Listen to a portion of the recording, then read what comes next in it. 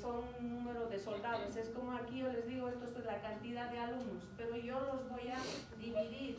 Estos 5 primeros tienen una función, los 4 otra función. Entonces están divididos así. ¿Recuerdan qué tipos de... quiénes son los integrantes de los glóbulos blancos? Neutrófilos, linfócitos, Basófilos, linfocitos, eosinófilos y monocitos. Entonces tienen un cierto porcentaje, ¿no es cierto? Y tienen que cumplir cierta función. Entre ellos tenemos a los que se encuentran más abundantes, son los neutrófilos. Estos neutrófilos que se encargan de destruir aquellas células extrañas, entonces participan en el proceso también de fagocitar y destruir a estos agentes o bacterias que ingresen a nuestro cuerpo. Sus valores van de 55 a 65. Algunos laboratorios ponen hasta el 70%, que es la cantidad de neutrófilos. Si están elevados, neutrofilia. Si están disminuidos, neutropenia. Penia sabe que es disminución. Así es. Los linfocitos, ahora sí recuerdan en qué estaban encargados estos linfocitos. Son parte importante del sistema inmunológico. Estos son los que son encargados de la inmunidad inespecífica o específica. Específica, porque eso se los despierta después, ¿no es cierto? Después de la presentación del antígeno. Entonces van a ayudar a fagocitar o ver o orquestar la función que viene después. Va de 23 a 35 algunos laboratorios. Valores elevados, linfocitosis. Valores bajos, linfopenia. Yendo en el porcentaje que vamos bajando, están los monocitos. Recuerdan que estas células van a ayudar también en actividades, tanto procesos virales y bacterianos. Recuerdan que si están circulando en la sangre son los monocitos. Si están en los tejidos, ¿cómo se denominan? La que de acuerdo al órgano, hemos dicho, macrófagos. Macrófagos. Muy bien. Va de 4 a 8% del total de glóbulos blancos. La siguiente. Los eosinófilos, ahí sí no les tengo que hacer recordar. ¿En qué participan? Procesos alérgicos y parasitarios. Gracias. En procesos alérgicos Infección. Y la parasitosis. Cuando hay parásitos, generalmente estos van a...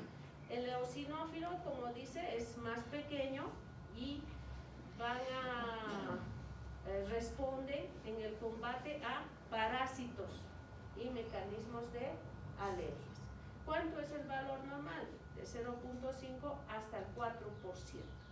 Si ustedes ven 12, 13%, ¿en qué sospechan? Parasitosis, pacientes a veces que vienen del trópico, el Chapare, donde abundan, ¿no es cierto? Entonces va a ser más parasitosis. Si encontramos aquí, ha viajado antes o procesos alérgicos. En menor cantidad, ya los últimos son de tipo, también son los granulocitos, y su función interviene en reacciones de hipersensibilidad. Son los basófilos, que el porcentaje es del 0 al 2%. Entonces, vamos a la siguiente. ¿Y qué otras células más están en la sangre? Las plaquetas, o también son los trombocitos. Esto es más para recordar, porque ustedes ya lo saben, ¿no es cierto? ¿O estoy perdiendo? No, doctor, está bien. Repasa, doctor. Me pasaré mejor. Porque olvidamos todo. La anterior. Valores. ¿Qué valores tiene? 150 a 450.000 milímetros que van a estar ahí. Entonces, 150 a 450 del total. Cuando hay demasiada cantidad, estamos hablando de trombocitosis. Si hay disminución, trombocitopenia. Y ahí sí hay problemas, ¿no es cierto? La siguiente. Cuando pedimos perfil bioquímico, tenemos que ver, vamos a pedir glicemia, podemos pedir la parte renal, más comunes. Normalmente solicitamos glicemia, creatinina, ácido úrico, las transaminasas, hasta ahí es lo de rutina. Pero si el paciente está viendo que hay pérdida, si ha habido fracturas, se pide calcio y fosfatemia también, para ver el metabolismo óseo, o también insuficiencia renal crónica pueden estar elevados. Urea de 10 a 50. La creatinina, aquí varía de acuerdo al laboratorio. Hasta ahora están manejando hasta 0.6 a 1.1, sea varón o mujer. Han ido reduciendo, antes era hasta 1.5. Van a haber laboratorios que están hasta 1.5, pero como se han elevado mucho los casos renales, el valor también quieren estandarizar y está hasta 1.1 actualmente. Ácido úrico, es así como se ve el ácido úrico. Pues, ¿quién tiene niveles de ácido úrico elevado? ¿En qué patología? En la gota. Entonces, ¿qué pensamos? Paciente que el día antes ha tenido un buen domingo, que ha tenido una parrillada, ha habido cerveza de por medio y otro, en la noche empezó con un dolor intenso en el pie, que es lo clásico, ¿no? Puede ser un dolor intenso que se ha llegado a inflamar el pie, no tolera ni el roce de la sábana. Obviamente cuando solicitemos tenemos que sospechar que el ácido úrico se ha elevado. Y así se forman como cristales. ¿Alguna vez han roto un plato de cristal? Cuando ustedes levantan los trozos grandes y quedan unos trocitos pequeñitos que no se pueden ver, así se van formando. Y son tan dolorosos, tan intensos de ahí el dolor, porque va como si estuviera pinchando. Por eso es el dolor agudo de la gota, es tremendo. Entonces va de 2.7 a 5.7 en la mujer, y en el varón va hasta 7. Ese es un valor que se estandariza, aunque han redondeado en la mujer hasta 6. Las transaminasas, que son importantes, porque los medicamentos, ¿dónde se metabolizan? A nivel hepático. Entonces, cualquier medicamento puede producir alteraciones hepáticas. Si el paciente tiene mucha disminución de fuerza muscular, no puede, de lo que está sentado, pararse, incorporarse, levantarse de la cama, requiere de ayuda, hay dificultad para vestirse, hasta cepillarse los dientes, peinarse, estamos pensando en una polimiositis. ¿Qué vamos a solicitar? Pruebas musculares. Entre ellas tenemos el CPK y el LDH, lactato deshidrogenasa, que nos van a ayudar en las concentraciones de músculo esqueléticas. Cuando hay un proceso de inflamación muscular, estos van a estar muy elevadas. Hemos visto hasta 1000 en algunos pacientes. Entonces, nos ayuda. No pedimos en todos, lo que les he indicado, más glicemia, creatinina, ácido úrico y transaminasas. Eso es lo de rutina que generalmente pedimos. Pero cuando debemos solicitar, cuando estamos en sospecha de algún proceso, ya sea aquí óseo, una osteoporosis o problema renal, y cuando hay disminución de fuerza muscular.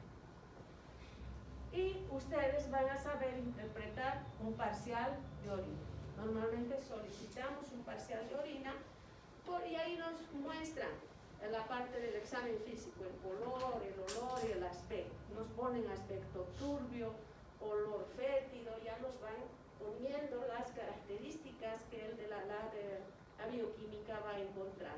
La reacción, la densidad, si hay espuma. Vamos a ver, normalmente proteínas no hay. Glucosa tampoco, pero pacientes diabéticos, cuando están eliminando, nos ponen cuerpos cetónicos, glucosa, 1 cruz, 2 cruces. En el sedimento, ¿cuántos leucocitos por campo hay?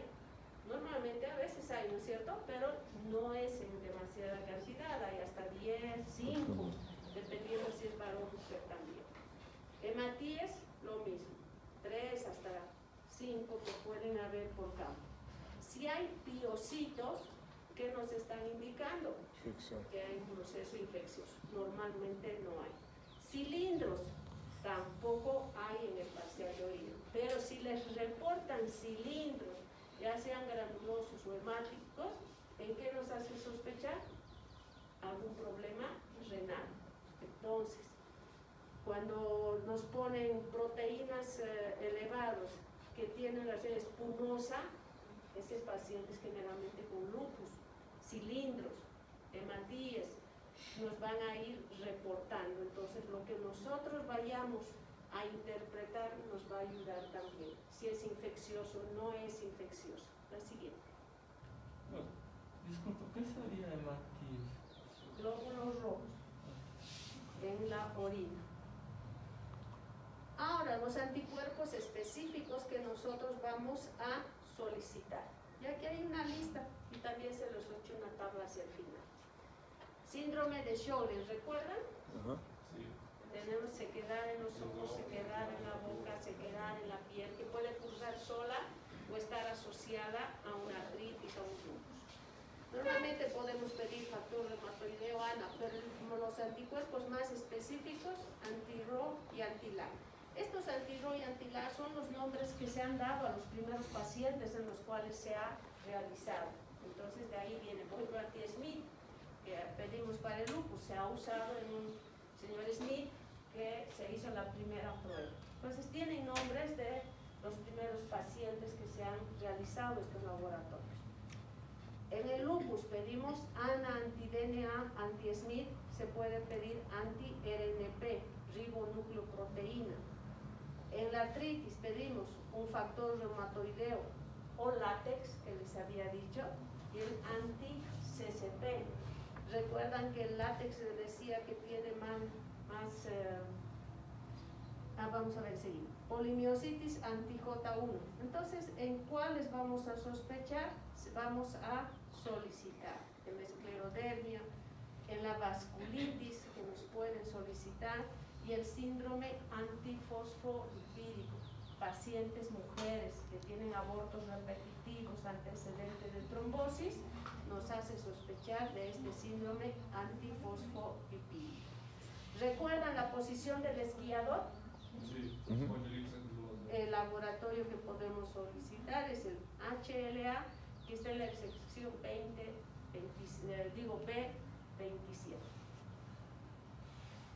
Muy bien, empezamos rápidamente. Lo que vamos a hacer, lo más importante, factor reumatoideo o látex. Es lo mismo. Por favor, a veces me preguntan, ¿es látex? Y ya no piensen que es el factor reumatoideo. Esto también se basa en la detección que dice IG es una inmunoglobulina de tipo IgM que va dirigido contra un fragmento de la IgG. No es propio de la artritis reumatoidea, pero títulos elevados son positivos para artritis. También puede presentarse, hay una lista larga. Pasa, por favor. Miren, hay una lista larga que pacientes que pueden presentar factor reumatoideo. Si estaba altamente elevado y con la clínica se asocia, obviamente vamos a empezar en una, pero también títulos bajos se pueden presentar en estas otras patologías, hasta a nivel procesos infecciosos que pueden presentar. Así es. El anti-CCP, este es reciente, este laboratorio que se ha ido solicitando es más reciente y mucho más, tiene alta sensibilidad y tiene alta especificidad, a lo contrario del látex. Estos son unos anillos que se van a formar, se llama de la citrulina, se va a convertir a arginina. Entonces, esos anillos que van formando son más propensos a desarrollar lo que es una artritis reumatoidea. Cuando este anti-CCP está muy elevado, generalmente puede preceder inclusive años antes de presentarse la enfermedad o presentar la clínica. Nos indica un diagnóstico precoz y puede, como dice, preceder años al comienzo de la enfermedad.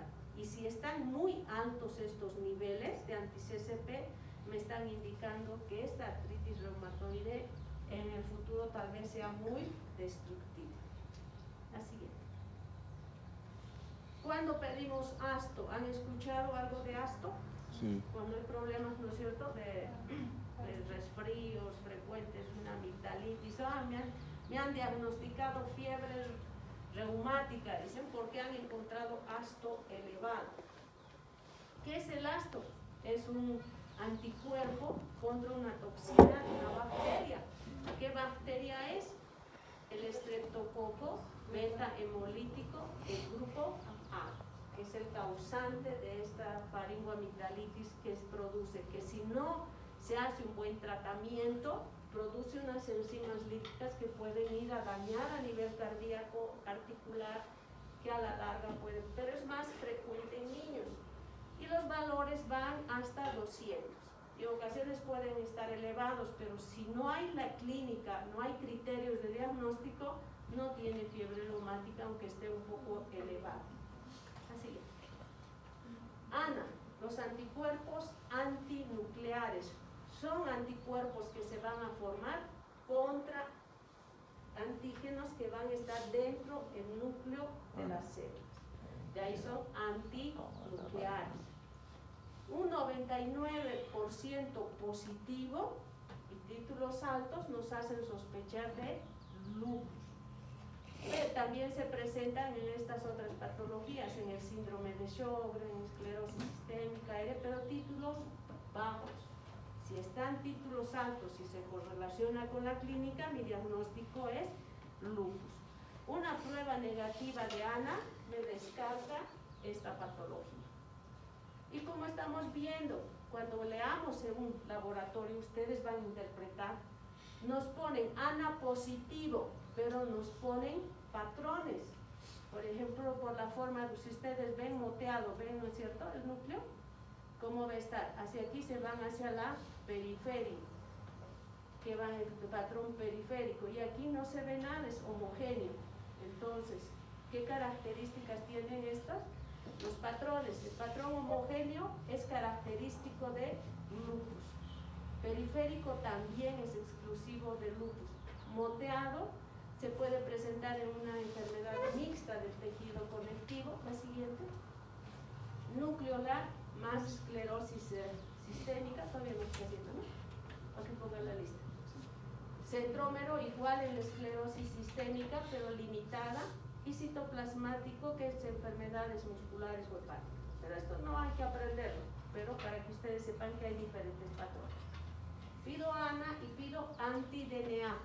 Los anti-DNA están dirigidos contra la cadena justamente del ADN. Y son bastante específicos para qué patología? Lupus. Para lupus, un 95%. Si están positivos, ANA me puede dar positivo, títulos altos. Si está anti-DNA negativo, estoy tranquila. ¿Por qué? Porque el anti-DNA me está indicando la actividad del lupus, o que puede estar un compromiso que me va a indicar la actividad de la enfermedad, y también se asocia a daño renal. Entonces, si está negativo anti-DNA, voy a estar un poco más tranquilo. Pero si anti-DNA me está dando positivo y títulos altos, nos está diciendo peligro. La paciente está con lupus activo y hay que hacer, podría estar dañando a nivel renal. Muy bien, hasta ahí antes se conocía todo. Después sacan todavía algo más específico, ahí no se quedan tranquilos los científicos y siguen investigando. Luego de la detección alta de ANAS en el suelo de un paciente, se procede a determinar cuáles son los subtipos. Miren que hay subtipos que se van implicando. Ellos investigan más a fondo todavía para sacar los antígenos nucleares extraíbles, mucho más específicos. De ahí sale el ENA profile o ENA profile, que es lo que van a llamar. Así vienen el anti-ROY y el TILA, que son propios más del síndrome de Sjögren. El anti-SMIT, más característico de lupus. La siguiente. Anti-RNP ribonucleoproteína, que si está elevado, estamos pensando en una enfermedad mixta del tejido conectivo. No sé sé si recuerdan cuando les dije, cuando estábamos haciendo la introducción a las enfermedades, llegamos a enfermedad mixta del tejido conectivo, habían criterios y les dije, miren, este anti-RNP, cuando lleguemos al tema van a comprenderles. Anti-RNP, títulos elevados, ¿qué me están indicando? Una enfermedad mixta del tejido conectivo. Anti-SC70, que es el topoisomerasa, que son los nombres que se les va dando, más exclusivo de la esclerodermia, la esclerosis sistémica, y anti-J1 de la borreliosina. Entonces, a veces daba ANA positivo y no, todavía han sido mucho más específicos y buscar los subtipos.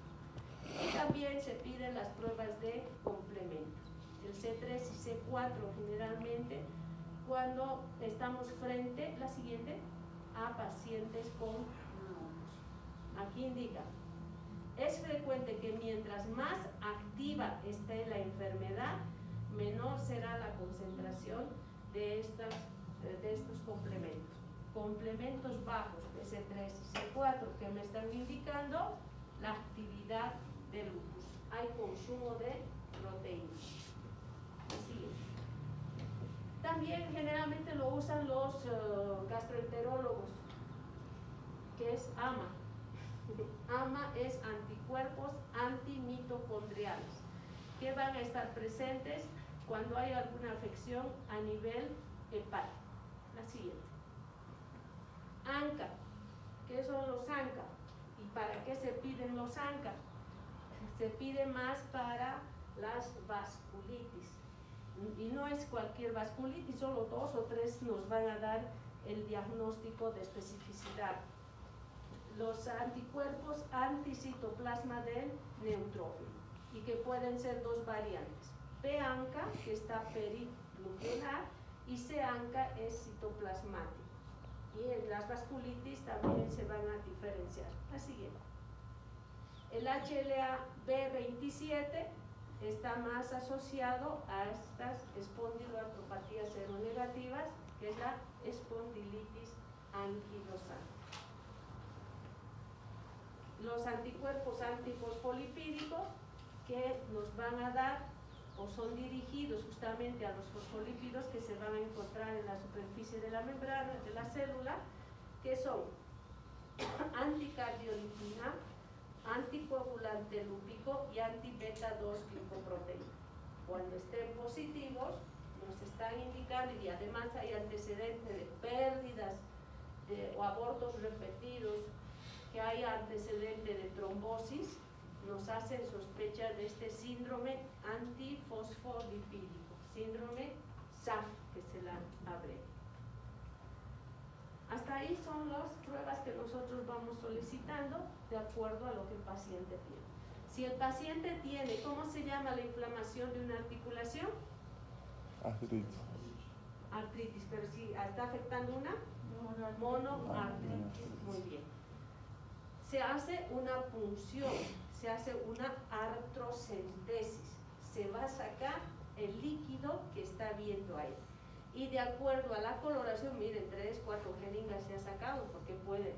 ¿Cuánto de líquido normalmente hay en las rodillas? Menos de 5.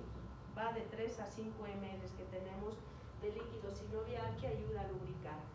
Cuando hay un proceso inflamatorio es como si la membranita se inflama, es como si llorara, decimos, y va a llenar de líquido, y ese líquido inflamatorio no ayuda en nada, entonces hay que drenar, hay que sacar. Este procedimiento se llama artrocentesis, y de acuerdo a la coloración que tenga, porque es más amarillo como el aceite, así es lo normal. Pero si es más purulento, si es hemorrágico, ya nos va a dar pautas de qué probable patología se trata, de alguna artritis séptica, de una artritis traumática. Y tenemos que solicitar además imágenes que sean con menor costo, como está diciendo, a que sea un diagnóstico seguro en el tiempo más corto y en el menor costo también para el paciente. Podemos pedir una radiografía, la radiografía que es de costo bajo, cuando hay procesos de artrosis, me ayudan a ver cuando hay lesiones de osteoporosis, mucho dolor a nivel de la columna. Miren cómo hay disminución de espacios de la columna, en cuñas se van viendo, nos van a indicar si hay procesos degenerativos, erosivos, nos van a ayudar bastante. En la rodilla, cuando llamamos que hay artrosis en rodilla, ¿cómo se denomina? Gonartrosis. Si es en cadera, coxartrosis. Ya son sus diagnósticos. La siguiente. Podemos pedir tomografías con casos de hernias, hemos hecho maniobra de la Segener y positivo, podemos pedir rayos X o directamente una tomografía. La siguiente. Recuerden que la resonancia magnética, como tiene el magneto, puede mover metales. Entonces, pacientes con prótesis pueden ingresar. No, si tienen algo a nivel de la cabeza, porque se les pone, ¿no es cierto?, platino, tampoco puede ingresar. La siguiente. Si el paciente tiene mucha dificultad para levantar el brazo hacia la cabeza, peinarse, vestirse, les he dicho que se puede sospechar en el manguito rotador. Son 4 músculos. Recuerden, supraespinoso, infraespinoso, subescapular y redondo menor. ¿Qué examen yo puedo solicitar? Voy a pedir una radiografía. También puedo pedir una ecografía. Y ahí me va a indicar si están bien los tendones, si hay algún derrame que pueda estar teniendo. Algunos piden gammagrafía cuando hay procesos neoplásicos para ver dónde se va algún proceso, dónde va a acumularse el radionúcleo, el radionúclido, para ver dónde está alguna enfermedad a ese nivel. Cuando hay metástasis, algo se realiza. Y la electromiografía se trata de hacer justamente punciones para ver la localización de la lesión, donde están las motoneuronas sensitivas y motoras. La siguiente. Van haciendo exámenes para el síndrome del túnel carpiano y ahí nos dicen alteraciones neurológicas a nivel del túnel carpiano, nos van reportando, o en miembros inferiores. Entonces, a esa capacidad que nosotros le hacemos de obtener una buena anamnesis y un examen físico, nos va a poder ayudar qué laboratorios voy a solicitar. Porque han visto que hay una lista larga de laboratorios. Imagínense, mejor descartaré todo esto de una vez. El costo, si nosotros nos mandan a hacer un examen, vamos y averiguamos el laboratorio cuánto nos sale. Entonces otros ya ni se realizan, dicen, ¿para qué voy a gastar tanto? Mejor voy a la farmacia, me compro un calmante y ya. Y así ha habido muchos pacientes que han dejado de lado para no realizarse un tratamiento de la artritis, por ejemplo, o el lupus, y vienen después en un estado peor que antes. Esta es una tablita para que les ayude a poder diferenciar. Por ejemplo, anti-DNA, ¿y qué solicitamos? Lupus. El anti-DNA que hemos visto, que me va a reportar si el lupus está activo, y si está muy alto también puede haber un compromiso renal. Esto lo van a repasar con calma en la casa. Entonces este es un laboratorio que yo puedo, hematológico, pruebas hepáticas, química sanguínea, están las perfil lipídico, pruebas hepáticas, las pruebas especiales. Antes el enaprofile venía así, tú pedías enaprofile y te corrían todo, el anti-RO, anti-LA, anti-SMIT. Ahora puede pedirse por separado. Si yo solo quiero el anti-SMIT o yo quiero solamente el anti-CL70, ahora ya viene separado. La siguiente. ¿Qué hora es? Ahí.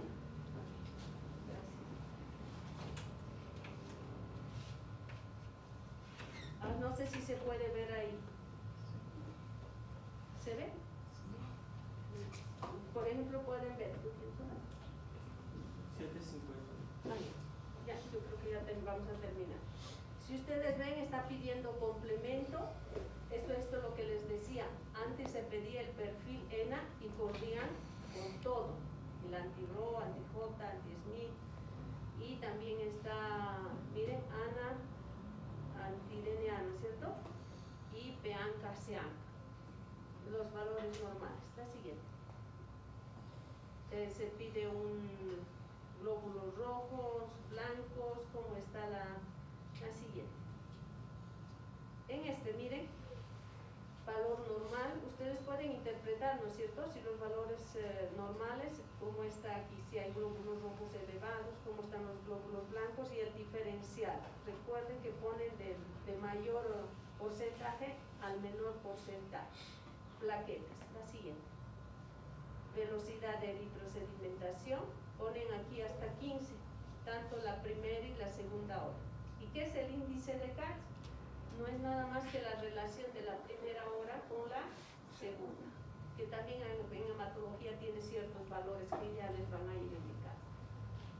Pedimos glicemia y aquí están sus valores. Urea 10 a 50. Creatinina, miren, de 0.2 a 1.1. Vamos a ver en otro laboratorio que hasta que, ¿qué está subrayado aquí?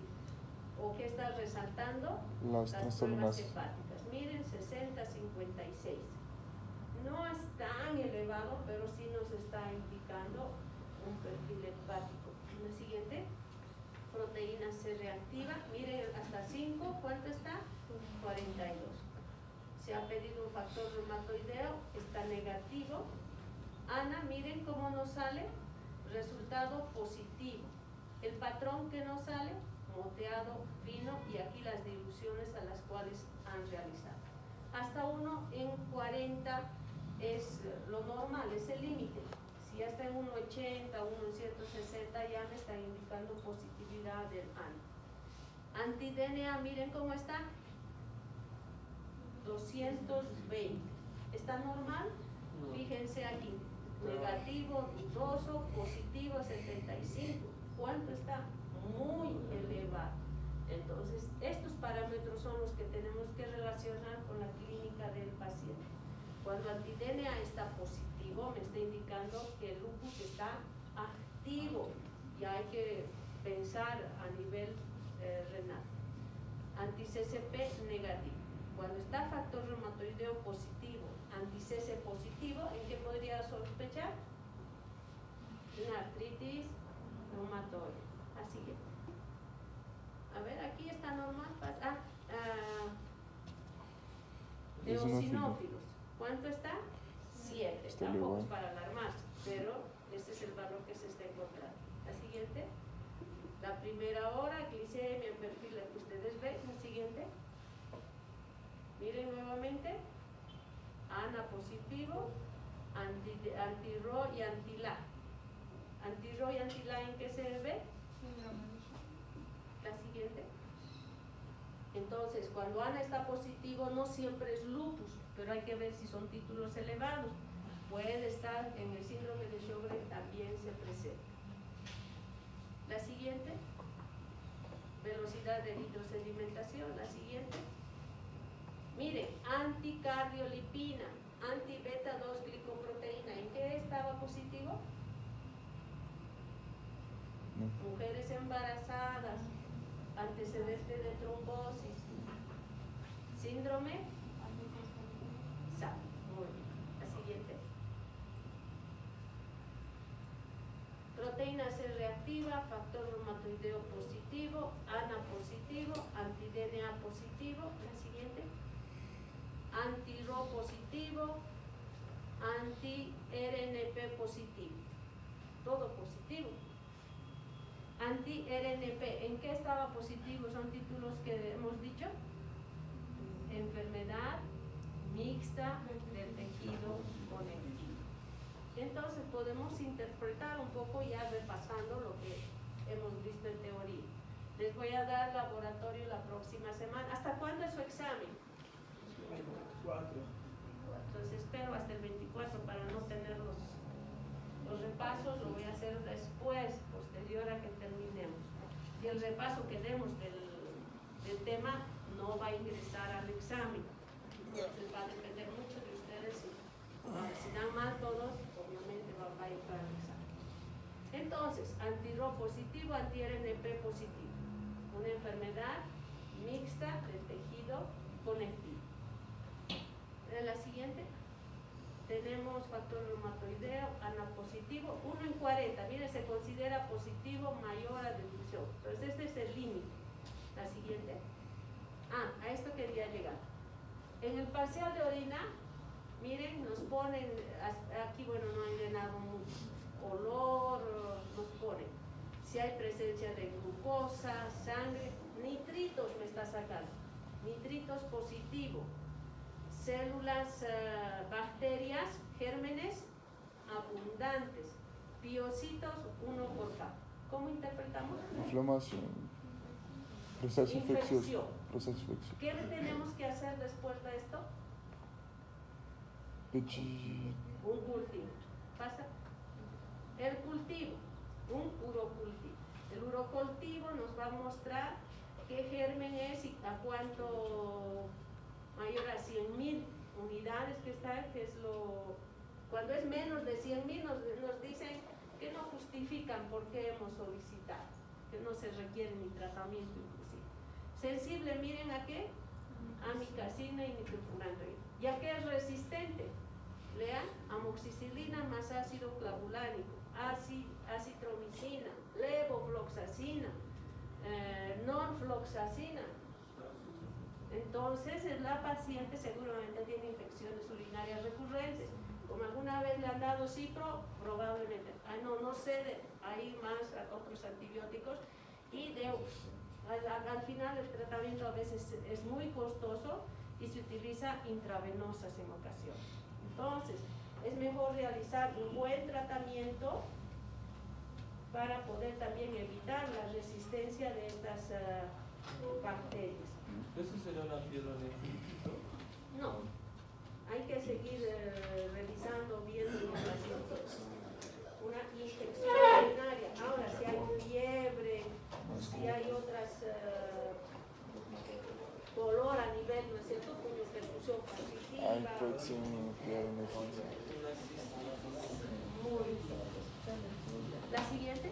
A ver, vean y me dicen de qué probable patología se trata mientras yo llamo la lista. Anticelu. Marcos Alirio. Sempre presente, doutor. Karina Taraña. Contigo tengo que hablar.